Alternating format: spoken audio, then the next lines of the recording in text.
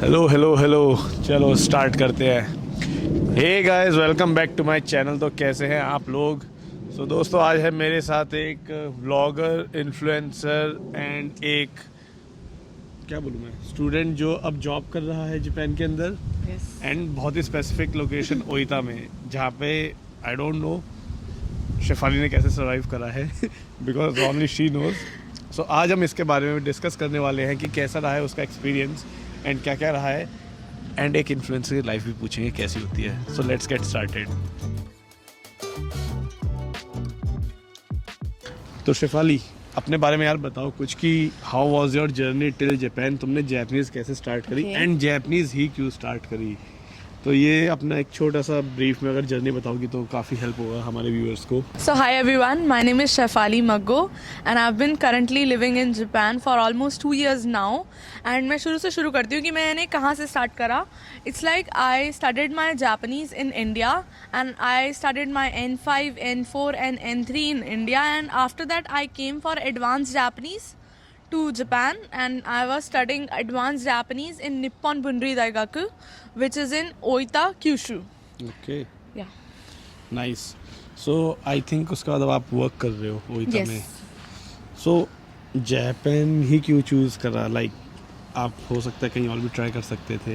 Why to proceed with Japanese language? It's like I always like used to watch cartoons, animes, and I was really fascinated by that. And because of that, I always wanted to come to Japan because मैंने सोचा नहीं था कि मैं ऐसे कभी overseas move करूँगी. But लेकिन मेरे दिमाग में ये भी था कि अगर कभी मैं ओवरसीज़ मूव करने का सोचती हूँ तो मुझे जापान ही मूव करना है. बिकॉज बचपन से ही मैं और मेरा भाई कार्टून्स, एनीमे देख के बड़े हुए हैं. तो it was in my mind कि if I want to get settle in any other country, that would be Japan only.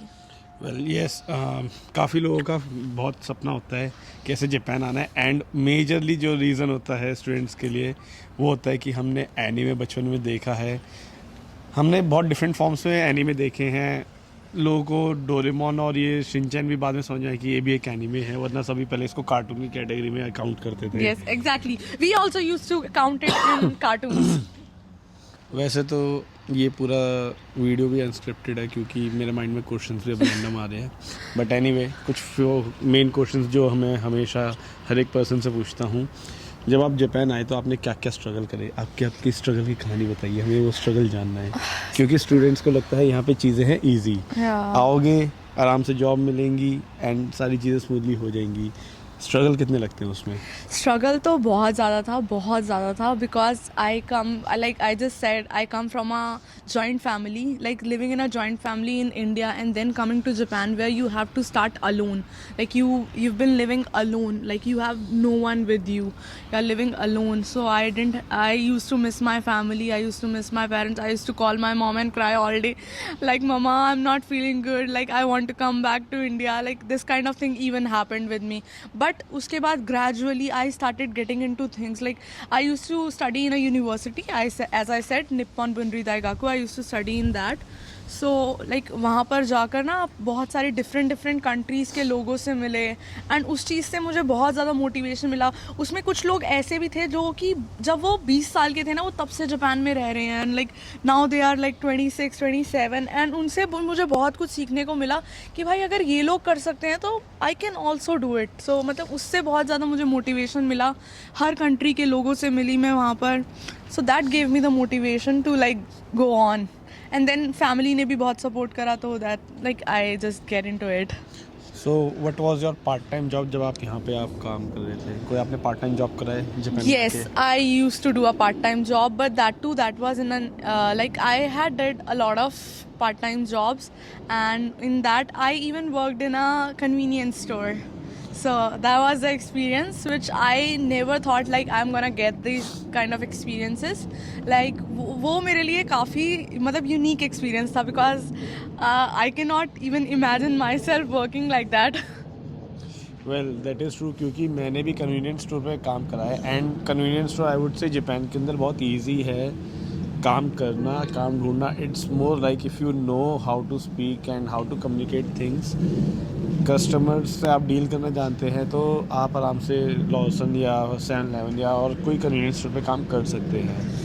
And convenience store Japan के अंदर बहुत होते हैं, तो बहुत। आपको पार्ट टाइम जॉब का इशू उतनी जल्दी नहीं आएगा अगर आपको लैंग्वेज आती है तो। वेल, स्पीकिंग ऑफ लैंग्वेज, यहाँ पे आपको वहाँ पे आर्ली वेज क्या मिलता था? आपके एक्सपेंसेस मैनेज हो जाते थे? क्योंकि यही क्वेश्चन काफ़ी आता है सबको। Yes, so my early wages was like, I guess that was around 1,100 yen Yes. around, because I used to live in Oita. Oita is not a like big city like Tokyo or Osaka, so that was a little like what do we say, countryside kind of area. So I used to get 1,100 yen. But I would से it is more, क्योंकि मेरे को रात में मिलते थे 1257, सो Oh, that's so less. It was really more. But ठीक है यार, अच्छी चीज़ है, क्योंकि आप इतने कंट्री साइड में रहने के बाद अगर आपको इतना मिल रहा है तो आई बिलीव एक्सपेंसेस मैनेज करना is not a big challenge. Yeah, exactly. एक ऐसा होता है ना कि कंट्री साइड में you can manage expenses. Tokyo वगैरह साइड में ना मुझे ऐसा लगता है कि यहाँ पर ना अट्रैक्शंस बहुत सारे हैं and you get fascinated, like आपको शिबुया जाना है, आपको शिंजुकू जाना है, and that takes a lot of money of yours, कि उसमें आपका बहुत पैसा जाता है।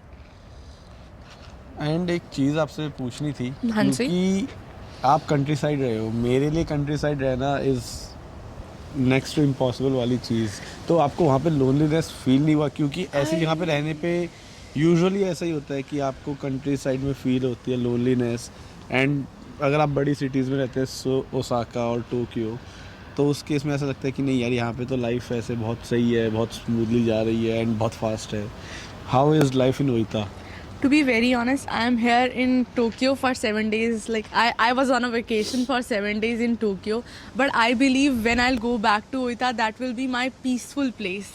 Like I am feeling like I saw so many people here and everything was good, but I believe when I'll go back to Oita, that will be the like my time. So I feel there are a lot of people in Tokyo, but in Oita there are very few people, and it's like a countryside, so it's peaceful to me. Like it's like up to the person, I guess. Like if you like peaceful places, then you should move to a countryside in Japan, and if you are someone who wants to get into the lively kind of thing, you should move to Osaka or Tokyo.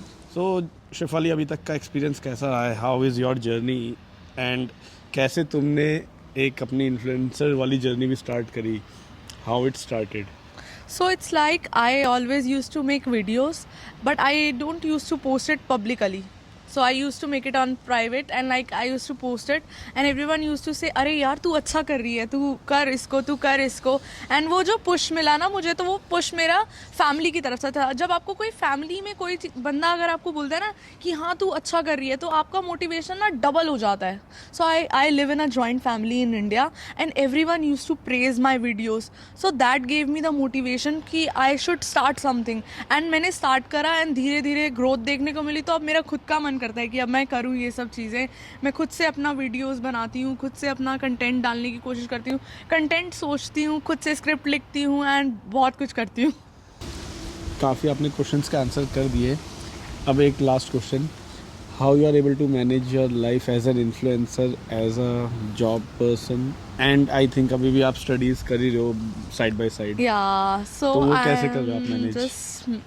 I'm just managing it. Like it's not that I believe अगर आप कोई चीज़ जो आप पसंद करते हो ना, अगर आप वो चीज़ करते हो, जैसे I like to do these kind of things. I like to make videos. I like to influence people. Like whatever I'm doing, I want to like tell people that yeah, I'm doing this. This is good. You should also try this. You should also do this. So I believe जो आप काम आप खुद पसंद करते हो ना, वो आपके लिए इजी हो जाता है। आप किसी को सजेस्ट करना कि यार you can also do this, तो वो सजेशन देना वो काफ़ी इजी हो जाता है। तो मेरे लिए मुझे ऐसा लगता है कि influence is something which was into me. Like मैं पहले से ही मुझे पता था कि मेरे अंदर है इन्फ्लुएंसर, मुझे ये चीज़ करनी है, तो अब मैं वो चीज़ कर रही हूँ, and I am happy doing it. Thank you so much इतनी सारी इन्फॉर्मेशन शेयर करने के लिए। एंड आई बस से कि स्टूडेंट के रहते हुए आप पार्ट टाइम करोगे तो आपके पास इनफ टाइम होता है कि आप अपनी स्टडीज़ मैनेज कर सको। It's not a big deal. And अब शेफाली को आप देख सकते हो कि ये यहाँ पे आने के बाद अपनी एक इन्फ्लुएंसर की लाइफ भी मैनेज कर रही है, अपनी जॉब भी मैनेज कर रही है, एट द सेम टाइम अपनी स्टडीज़ भी मैनेज कर रही है।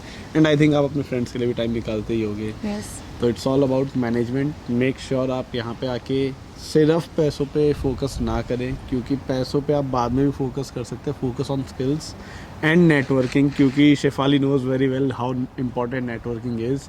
And Exactly. जापान के अंदर कोई इतनी ज़्यादा हेल्प नहीं कर पाएगा अगर आपकी नेटवर्किंग अच्छी नहीं होगी तो। So do that.